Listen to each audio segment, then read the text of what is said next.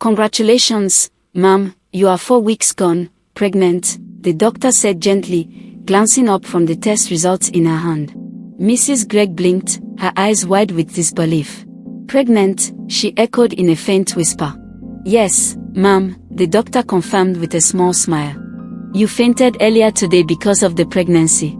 Your blood pressure dropped a little, but it's nothing serious. Please, make sure you get enough rest, avoid stress, and eat well, for both your sake and the baby's." Mrs. Gregg forced a polite smile and nodded. "Thank you, doctor," she murmured before gathering her handbag and stepping out of the clinic, her step slow and heavy. As she sat quietly in the back seat of a tricycle heading home, a storm brewed in her mind. How would she tell her husband? The man who had made it painfully clear that their family was complete, more than complete, unless she could miraculously deliver a male child. The door creaked open as she entered their modest home. It was quiet, the kind of silence that echoed her thoughts. She walked to the kitchen and began preparing dinner robotically: yam porridge, grilled fish, and a chilled bottle of malt, his favorite. A prayer in her heart accompanied every stir of the pot. When Mr. Gregg returned from work that evening, she met him at the door with a soft smile, his briefcase already taken from him before he could ask. She helped him off with his shoes and led him to the bathroom for his usual evening bath. All the while, her hands trembled slightly, though she did her best to hide it. Dinner was served. Mr. Gregg sat at the head of the table, spoon in hand, scooping up mouthfuls of food between sighs of satisfaction. But then, as he reached for his drink, he looked up at her. "I heard you fainted today," he said, a hint of concern buried in his deep voice. "Hope everything's alright." Mrs. Gregg hesitated, her heart thudding against her chest. She opened her mouth to speak but found no words. Silence stretched across the table like a heavy fog. Then, as if a sudden gust of courage had found her, she spoke. "I went to the hospital," she began. "The doctor said I'm pregnant." The spoon fell from Mr. Gregg's hand, clattering noisily against the ceramic plate. His brows furrowed, jaw tightening. "You're pregnant again," he snapped. "After everything I told you. After I begged you to do family planning." She couldn't look at him. Her hands clutched the edge of the table, knuckles pale. "You better get rid of it," he continued, his voice rising. "Because if you give birth to another female child, I swear, you'll leave this house. I've had enough of this embarrassment." With that, he pushed back his chair violently and stormed away from the dining room, leaving his half-eaten meal behind. Mrs. Gregg sat frozen, her body trembling. Tears began to fall, slow at first, then in an unstoppable stream. She covered her mouth with both hands to muffle the sound of her sobs. Her chest ached with grief, not just for herself but for the unborn child, innocent and already unloved. She thought of her 3 daughters, bright, kind, beautiful girls who deserved all the love in the world but were often met with coldness from their father. How could she bear to bring another child into this world with such a burden? Still, as she sat alone in the dining room with the soft ticking of the clock and the cold food in front of her, something stirred deep within her, an ember of strength, faint but present. Maybe, just maybe, this time she would choose differently. Despite the storm that brewed in her marriage, Mrs. Gregg held onto the flicker of hope growing inside her. Each night, she whispered silent prayers into the darkness, clutching her belly and begging God for a male child, if only to win back her husband's love, if only to end the war at home. But fate had other plans. After hours of painful labor, she gave birth to a baby girl, tiny, delicate, and beautiful, with a cry that filled the room like a song. Tears streamed down Mrs. Gregg's face as she cradled her daughter. Not because she was disappointed, but because she knew what the child's birth would mean in the eyes of the man she called her husband. The news reached Mr. Gregg, but he never showed up. No flowers, no calls, not even to ask if mother and child were alive. Bills piled up, and Mrs. Gregg sat quietly in her hospital bed, unable to go home. The nurses noticed. One in particular, Nurse Carol, had watched the woman struggle with a heavy heart. She had been trying for years to conceive her child and saw this abandoned mother as a silent reflection of strength. Without saying a word, Nurse Carol paid the bills. "You don't know me," she said gently to Mrs. Gregg on the day of her discharge, "but I see you, and I see her. She's not a mistake." She's a miracle. Mrs. Gregg could only nod through her tears. She named the baby Joy, for in the middle of sorrow, she wanted this child to carry a name that reminded her of something she hadn't felt in a long time. But the return home was far from joyful. Mr. Gregg stood at the door, arms crossed, his face a wall of ice. He glanced at the baby once and turned away. "I told you," he said without looking back, "if it's another girl, don't count me in. I'll take care of the others, but that 1 inch," he pointed without turning, "she's your burden. She's a mistake." From that day, Joy's life became a journey of rejection. Mr. Gregg never held her, never called her by her name. He referred to her as that child, that one, the mistake. He beat her for the smallest reasons, sometimes no reason at all. She learned to stay out of his way, to hide when his voice rose, to silence her laughter when he was near. And still, she loved him. At 7 years old, her eyes filled with questions. She had watched how her sisters interacted with their father, how he smiled at them sometimes, how he paid their school fees, how he bought them new dresses for Christmas while she wore hand-me-downs. Still, Joy's little heart ached for connection. One day, she found her mother in the kitchen, silently washing rice with a faraway look in her eyes.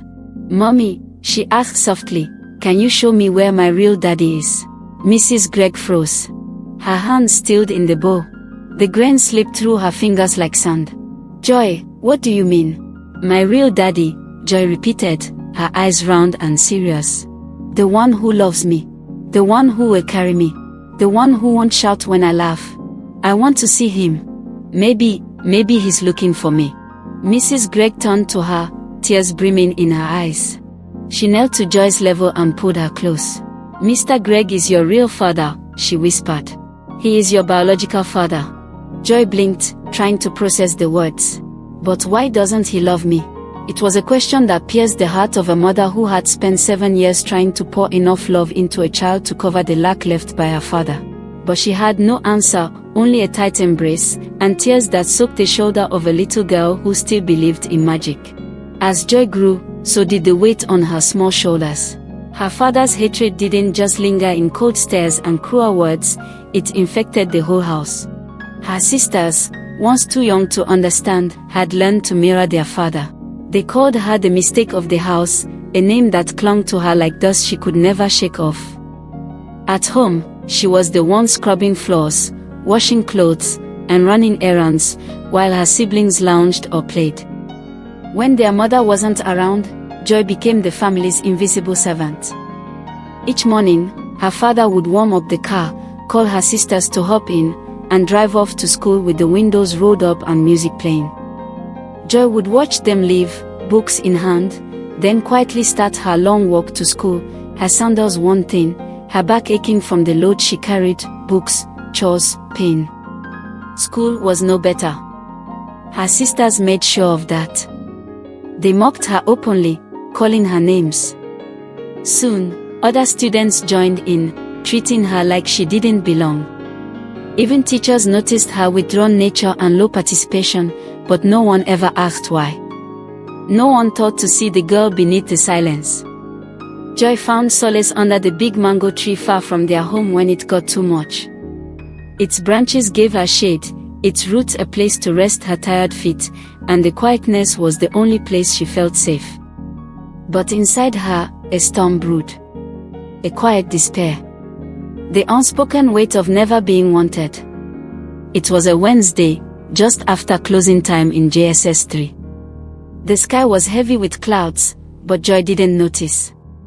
She was walking home, the usual path, her bag slung across her shoulder, her eyes unfocused. Her mind was far away, drifting through questions too big for a child to answer. Why am I here? Why was I born if no one wanted me? Would they care if I just disappeared?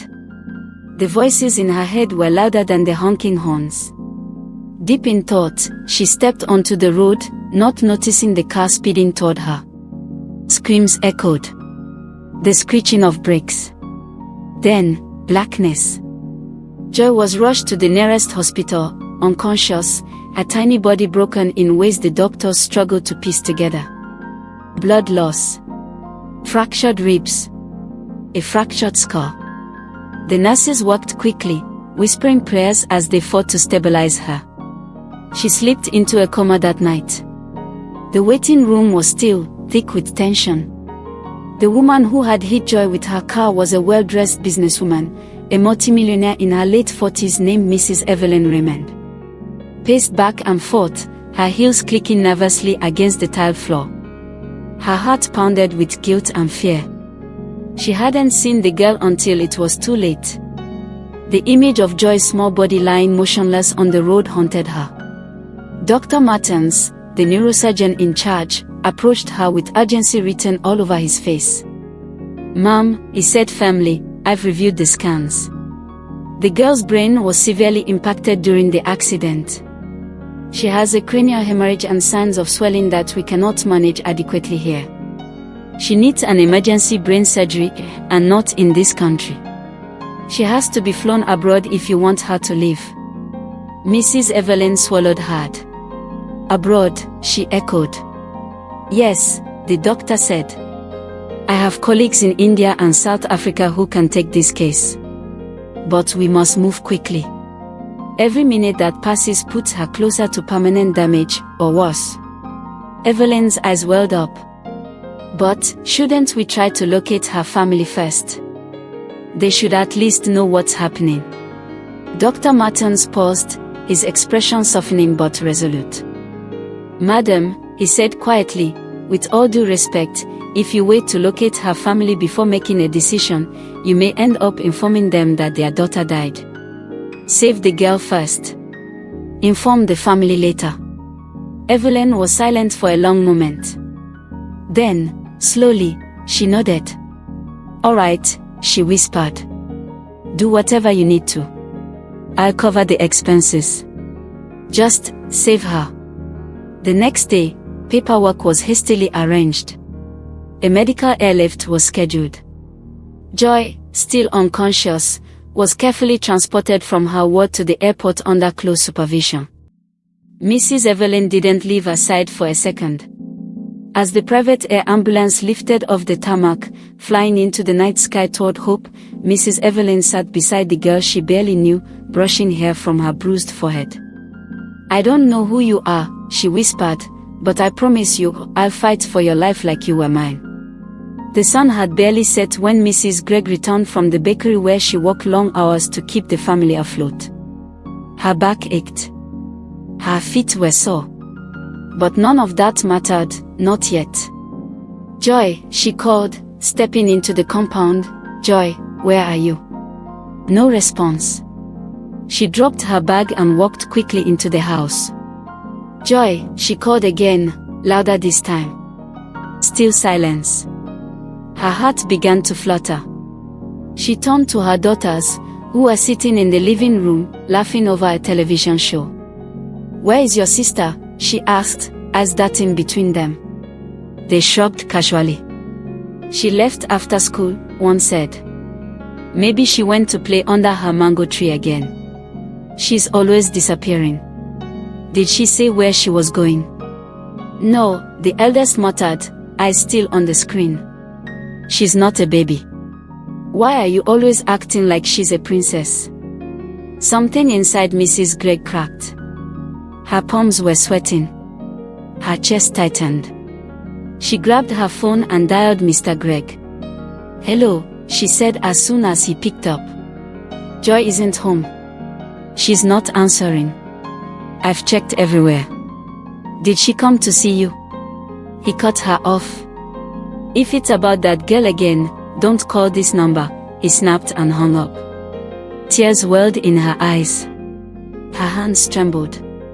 She ran, barefoot, to the school, praying she'd find a teacher, a guard, anyone. But the gates were locked, the premises dark. She searched the streets.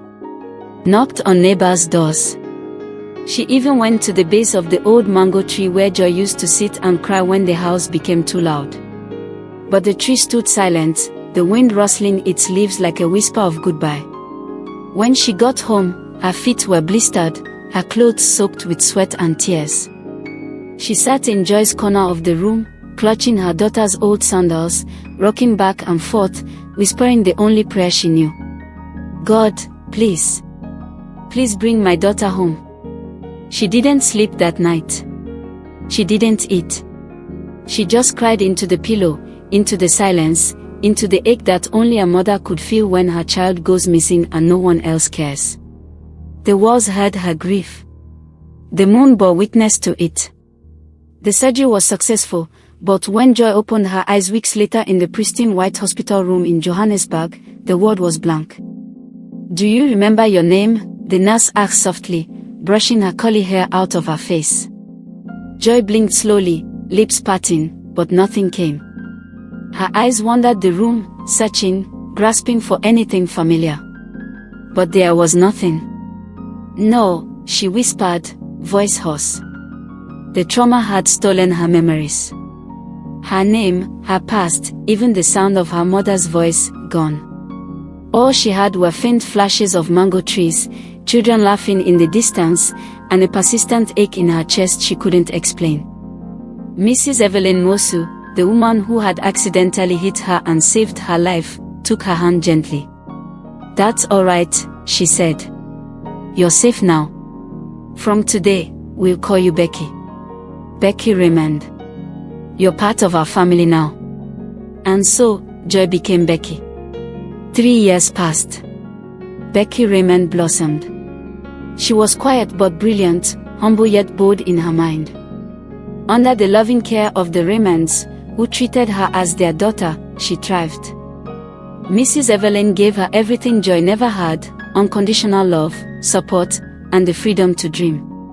When she sat for her West African Senior School certificate examination, she gave it her all, not for fame, but because somewhere deep inside, she felt like she had something to prove, like her life had to mean something. And she proved it. Becky emerged as the best student in the entire nation, scoring A1 in all her subjects. Her name spread like wildfire. Television stations broadcast her story. Headlines praised her brilliance. Becky Raymond, a national treasure. She was invited to the presidential villa, where the President of the Federal Republic shook her hand and awarded her a full scholarship to study in any university of her choice, home or abroad. She smiled politely for the cameras, unaware that millions were watching, including a man who once called her a mistake. Mr. Gregg sat in a sitting room that evening, flipping through channels half-heartedly, when the news anchor's voice caught his attention. Meet Becky Raymond, the girl who survived a near-fatal accident, suffered memory loss, and rose to become Nigeria's top SSC student. He looked up, and for the first time in years, he saw her or his daughter. Her eyes, her smile, the curve of her face. It was unmistakable. That's Joy, he gasped, leaping from his chair. That's my missing daughter. His heart raced. His hands trembled. The child he once rejected, the one he beat, the one he called a mistake, now being celebrated by the entire nation. He rushed to the bedroom, where his wife lay frail and hollow-eyed. Since Joy's disappearance, Mrs. Gregg had been battling depression, guilt, and sickness. She cried daily, blaming herself for everything. If I had just aborted her, she would whisper. She didn't deserve this world. I failed her. She refused to eat. Her body weakened. Her spirit shriveled. But that night, Mr. Gregg ran into the room, gasping. She's alive, he cried. Joy, she's alive. She's the girl on the news, her name's Becky Raymond now, but I swear on everything I own, that's our daughter. Mrs. Gregg sat up slowly, her breath catching in her throat. Joy, she whispered, tears pooling in her tired eyes. My Joy, my baby. Mr. Gregg did some research on how to locate Becky Raymond. The city's air was cleaner, colder, and distant. Mr. and Mrs. Gregg stepped off the bus, clutching a small piece of paper with an address scribbled on it. Their journey to this wealthy state had taken hours, but neither cared.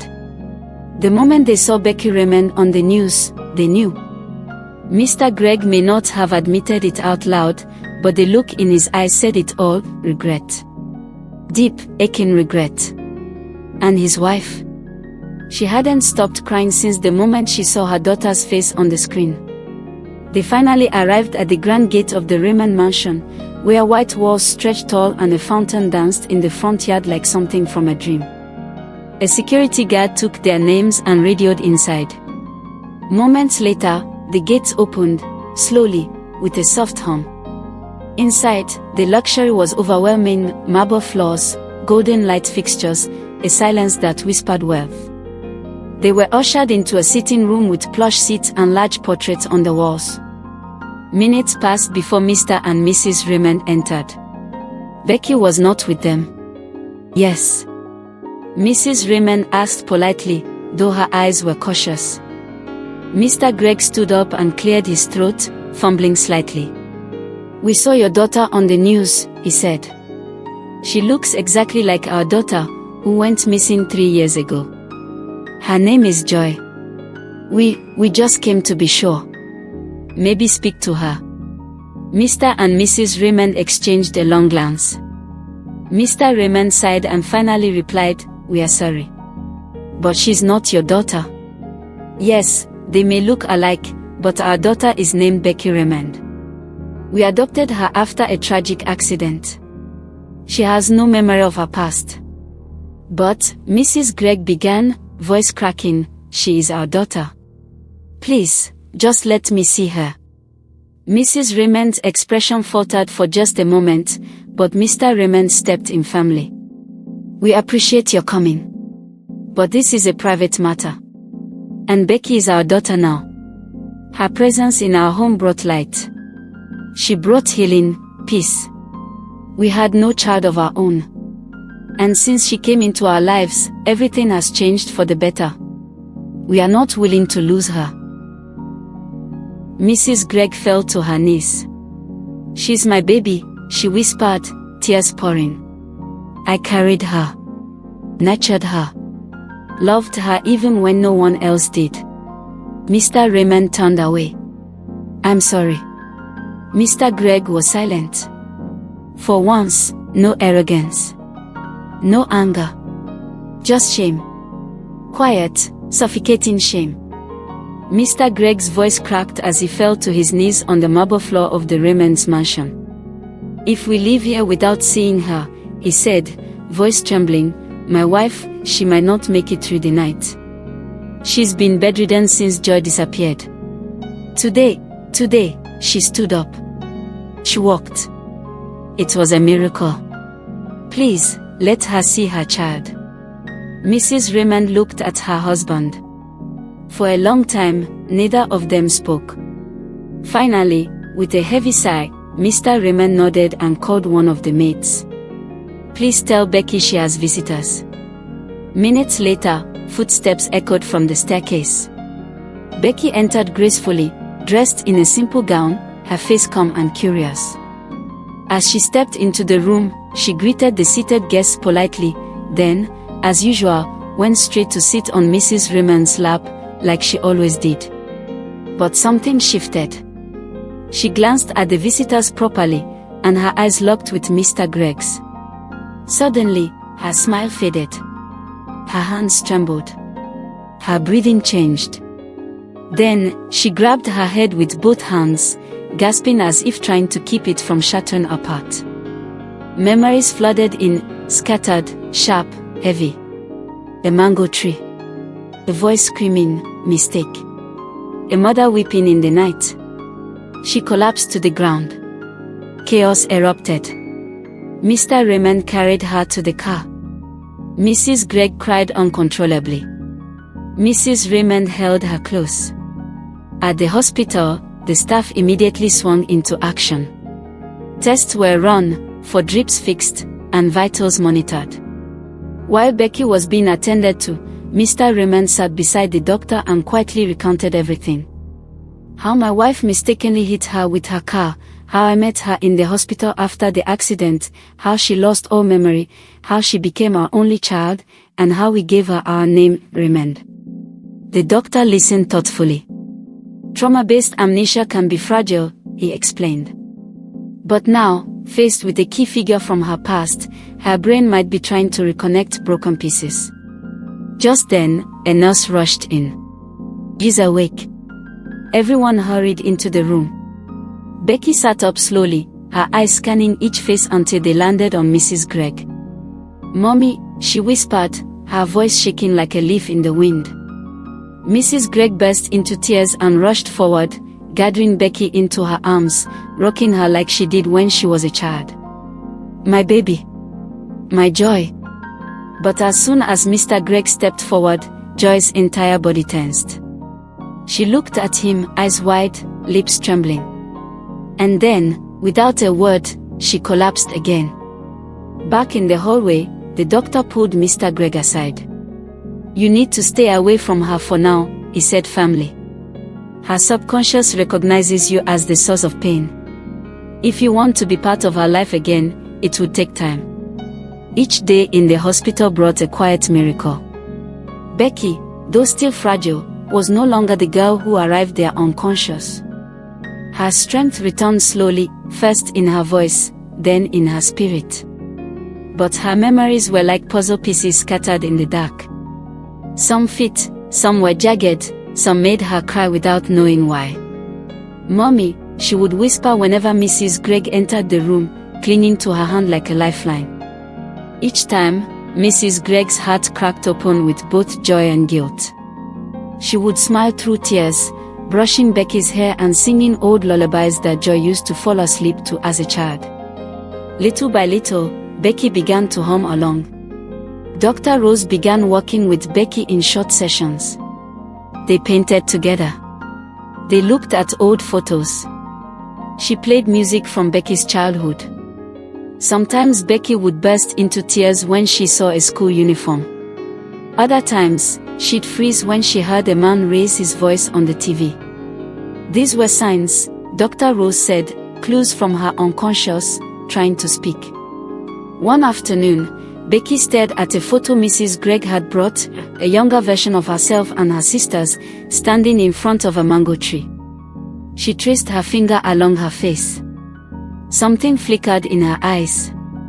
"I used to sit under that tree," she whispered. "It was the only place I felt safe." Mrs. Gregg nodded, wiping away a tear. "That tree was your secret place. You used to run there when things got too loud at home." Becky looked up at her. "I was sad a lot, wasn't I?" Mrs. Gregg's lips quivered. "Yes. But not because of you. You were never the problem." Weeks passed. Becky, Joy sat on the edge of her hospital bed, the late afternoon sun casting soft shadows across the floor. Her eyes no longer wandered. They were focused, clear. Her memory had returned. But so had the pain. She had spent sleepless nights turning over the past in her mind. The moments that once felt blurry were now sharp and real, and the weight of what she remembered pressed down on her chest like a mountain.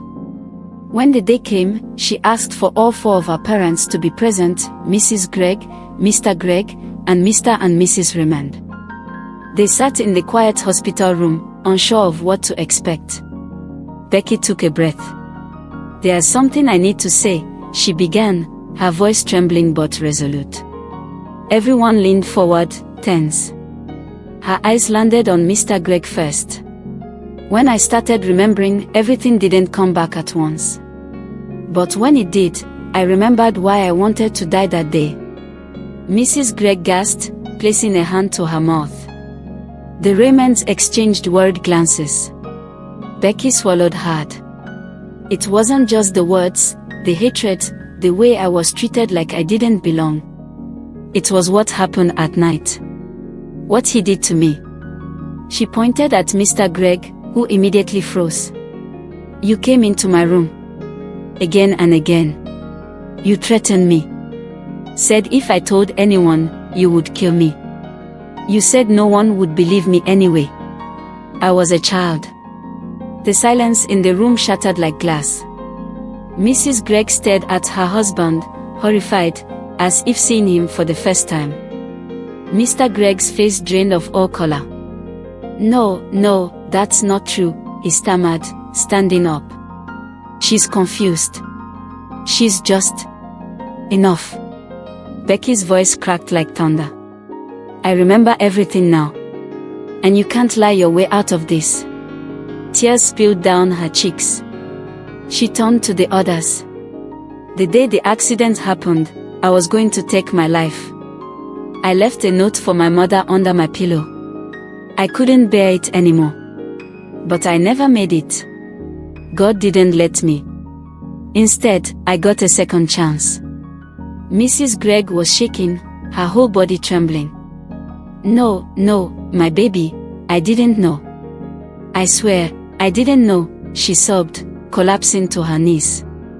I thought the pain was because of me, that I failed you. But I never imagined. Mr. Raymond stood and walked over to Becky, placing a protective arm around her shoulders. You're safe now. You'll never be hurt again, he said with a calm still in his voice. Mr. Gregg backed toward the door, his face pale and twisted. I'll call the police myself, Mr. Raymond added firmly, his voice low and dangerous. No, let the law take its course, Becky whispered. Mr. Gregg went on his knees and pleaded for forgiveness.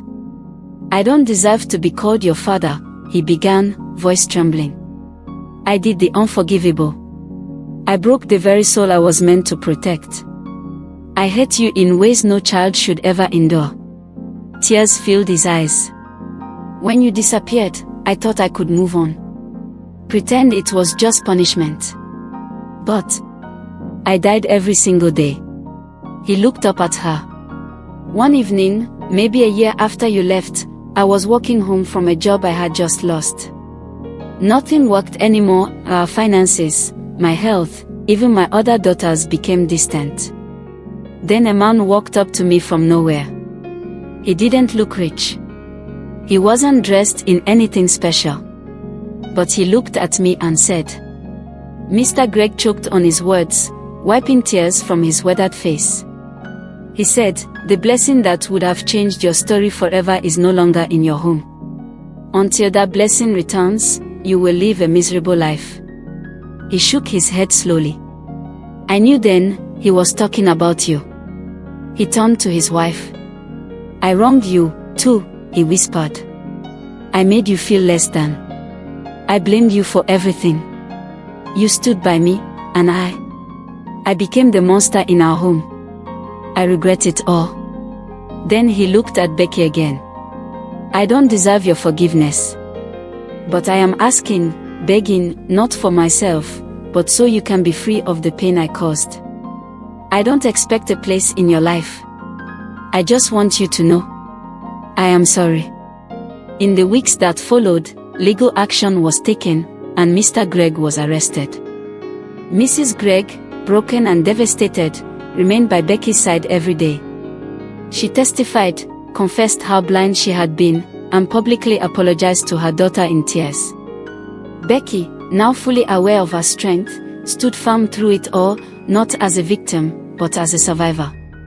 Her story went public again, this time not just as a brilliant student but as a young woman who found the courage to speak her truth. She began advocacy work for abused children and trauma survivors.